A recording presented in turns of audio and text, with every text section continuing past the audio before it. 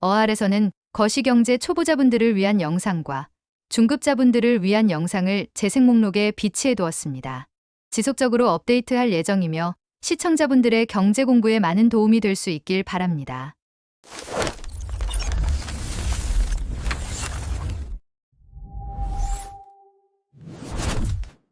요즘 경제 유튜버들 한동안 위기라고 엄청 시끄러웠다가 최근 들어 다시 잠잠해졌습니다. 대공황이 온다. 세계 경제가 위험하다. AI는 거품이다. 한국은 곧 외환위기다 하면서 당장 세상이 무너질 것처럼 떠들던 이야기들이 어느 순간 뚝 끊겼죠. 이유는 별거 아닙니다. 그들은 진짜로 현재를 제대로 분석하려는 목적의식보다 공포와 분노를 자극해 구독자 수와 조회수를 가장 빠르게 끌어올리는 것이 목적이기 때문이에요.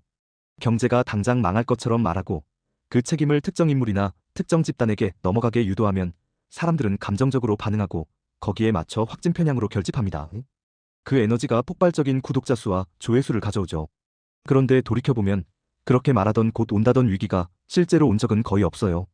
그래서 오늘은 감정이나 서사가 아니라 실제 데이터를 기준으로 지금의 AI 투자 흐름이 어디까지 와 있는지를 국제결제은행 BIS의 분석을 통해 차분하게 짚어보려 합니다. 2026년 1월 7일 국제결제은행 BIS가 AI 투자붐을 분석한 보고서를 발표했습니다. 보고서 제목은 Financing the AI Boom from Cash Flows to Debt.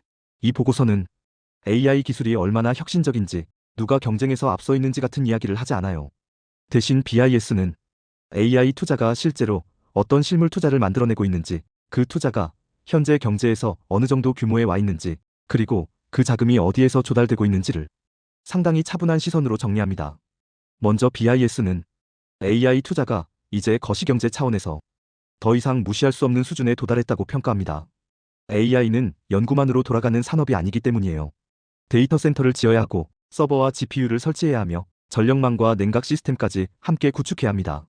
즉 BIS의 표현을 빌리면 AI는 지금 대규모 실물 투자를 전제로 한 산업이라는 겁니다. 분석의 중심 국가는 미국입니다.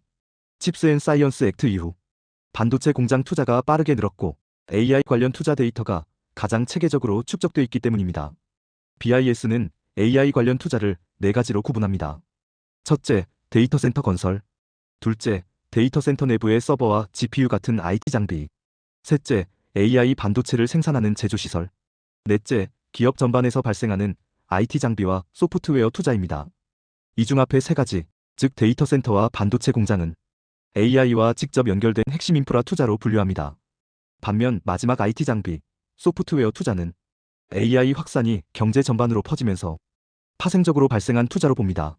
BIS는 이 구분이 이후 분석에서 매우 중요하다고 강조합니다. 2022년 이전까지만 해도 반도체 공장이나 데이터 센터 투자는 GDP 대비 거의 눈에 띄지 않는 수준이었어요.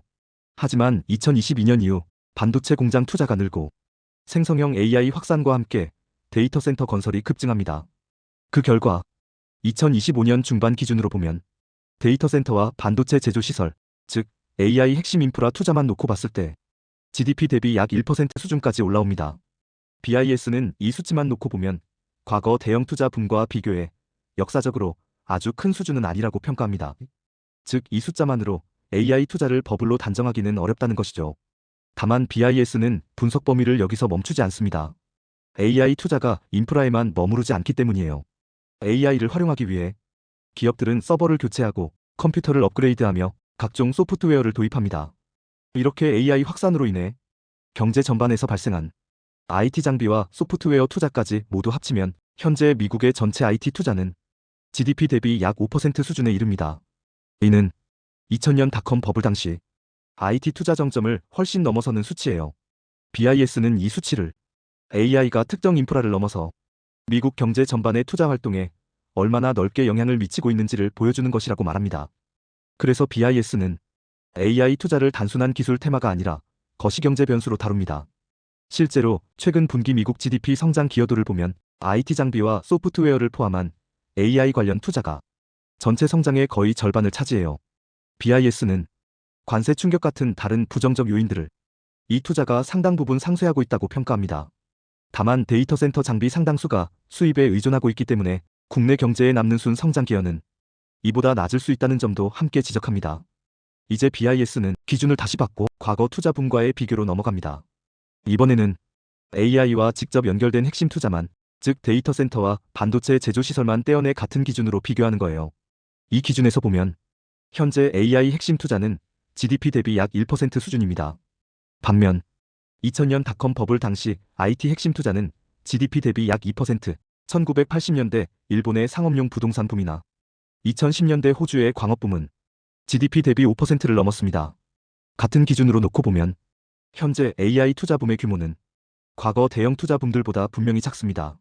이 점이 BIS가 현 상황을 비교적 안정적으로 평가하는 핵심 근거입니다. 다만 BIS는 과거 사례에서 공통적으로 나타난 패턴도 함께 제시했어요. 주요 투자 붐이 끝난 뒤 해당 국가의 GDP 성장률은 평균적으로 1%포인트 이상 급락하는 경향을 보였다는 겁니다. 즉, 투자 규모가 크지 않더라도 그 투자가 경제 성장의 핵심 엔진 역할을 하고 있었다면 그 흐름이 꺾일 때의 충격은 결코 작지 않을 수 있다는 설명입니다. 이제 보고서의 핵심으로 들어가 보죠.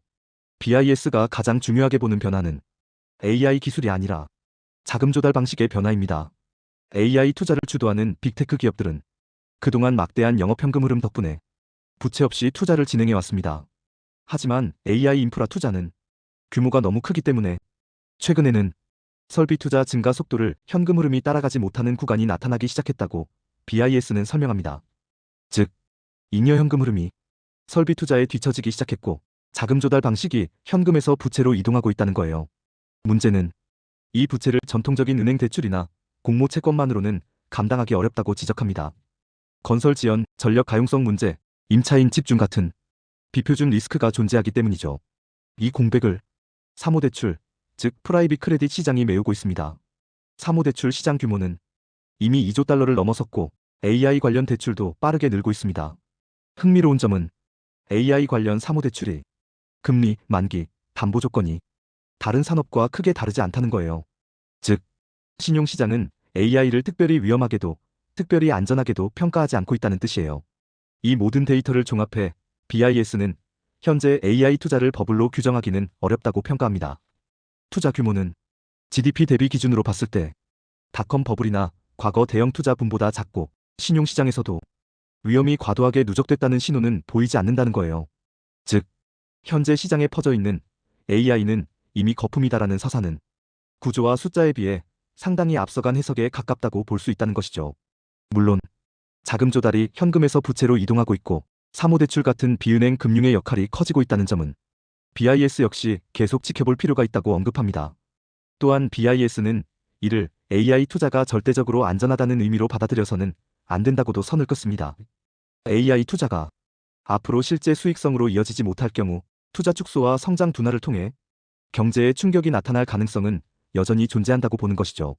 그래서 BIS는 앞으로의 핵심 관찰 포인트를 AI 기술 자체가 아니라 자금 조달 구조의 변화에 두고 있습니다. 다만 이는 버블 붕괴의 신호라기보다는 AI 투자가 실험 단계를 지나 본격적인 산업 단계로 진입하고 있음을 보여주는 변화에 가깝다는 것이죠. 그래서 BIS의 판단은 비교적 명확합니다. 적어도 지금 이 국면을 공포로 해석할 이유는 없다. 데이터와 구조를 기준으로 보면 그렇다고 말하고 있는 것이죠. 하지만 시장에서는 객관적인 데이터를 통한 분석이 아니라 공포를 단순화해서 특정 인물이나 특정 집단에게 책임을 떠넘기게 만들고 그걸로 구독자와 조회수를 얻으려는 이야기들이 너무 많이 소비되고 있습니다.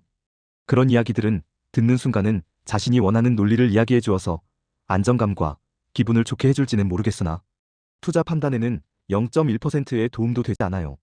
데이터가 아니라 감정과 확증 편향만 강화하기 때문이죠. 우리가 경제 유튜브를 보는 이유는 정확한 판단을 해서 수익을 얻기 위함이지 내 기분이 좋아지라고 보는 것은 아니니까요. 시장은 누군가를 탓한다고 움직이지 않습니다. 분노나 선악 구도가 아니라 객관적인 데이터와 구조, 그리고 여러 변수의 상호작용으로 움직이죠. 결국 중요한 건 얼마나 제대로 된 객관적인 데이터를 잘 수치하고 해석하며 현재의 시장을 얼마나 정확하게 보고 있느냐입니다.